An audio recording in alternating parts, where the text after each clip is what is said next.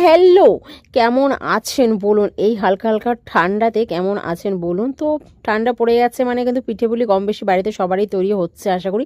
তো আমারও কিন্তু সেম কেস। আজকে কিন্তু বাড়িতে আমি কিন্তু তেল পিঠে বানানো শুরু করে দিয়েছি। আর তেল পিঠাটা খেতে কিন্তু আমার ভীষণ ভালো লাগে। আর কার কার এরকম পিঠেপুলি খেতে ভালো লাগে অবশ্যই কমেন্ট করে জানাবেন। আমার কিন্তু পিঠে খেতে ভীষণই ভালো লাগে। আর শীতকাল পড়েছে মানে কম বেশি কিন্তু আমার বাড়িতে প্রায় দিনই কিন্তু পিঠে কিন্তু হবে। আর যারা যারা খেতে পছন্দ করো তারাও কিন্তু চাইলে ঝটপট চলেও আসতে পারো, আমার বাড়িতে কোনো অসুবিধা নেই। ঠিক আছে, তো তেল পিঠে দেখো পিঠেগুলো কত সুন্দরভাবে মানে ফুলছে। দেখে মনে হচ্ছে কি যেন যেমন লুচি ভাজছে, কিন্তু না লুচি নয়, এটা কিন্তু তেল পিঠা। আর দারুণ দুর্দান্ত খেতেও হয়েছিল। আর আমি বানাতে বানাতে কটা চেকও করছিলাম যে কেমন হয়েছে খেতে। খেতে দুর্দান্ত হয়েছিল। আর আমি নিজেও খাবো, আর আমি কিন্তু আমার বান্ধবীর জন্য তৈরি করে নিয়ে যাবো, তার জন্যই কিন্তু আরও স্পেশালি বানাচ্ছে এই তেল পিঠেটা। কারণ যেহেতু আমার বান্ধবী খেতে ভীষণই পছন্দ করে। আর তোমাদের মধ্যেও কেউ আছো নাকি যে এই পিঠে খেতে দারুণ পছন্দ করো? আমার তো ভীষণই ভালো লাগে খেতে। আর শীতকালে মানে এই পিঠে ও দারুণ একটা ব্যাপার। এরপরে ভাবছি পুলি পিঠে বানাবো।